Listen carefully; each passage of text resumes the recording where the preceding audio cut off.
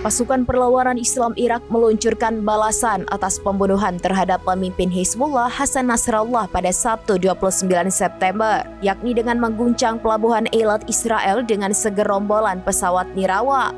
Detik-detik serangan pesawat nirawak perlawanan Irak menghantam pelabuhan Eilat itu terekam CCTV dan beredar di media sosial. Dalam rekaman tersebut, tampak pesawat nirawak sukses menembus Iron Dome dan meledak di pelabuhan Eilat. Namun sayangnya perlawanan Irak tidak mengungkapkan total korban jiwa dalam serangan tersebut.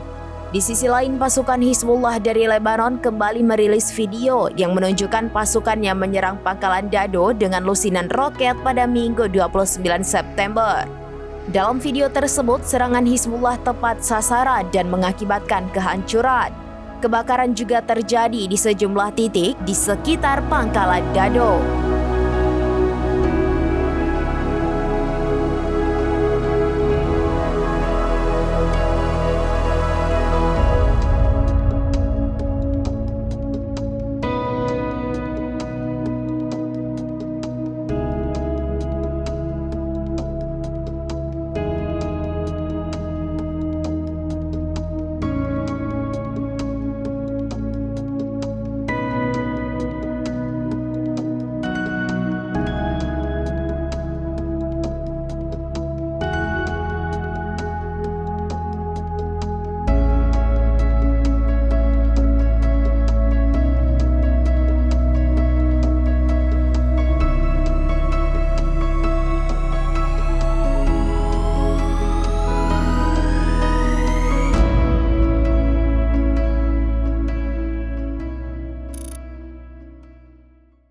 Download Tribun X sekarang, menghadirkan lokal menjadi Indonesia.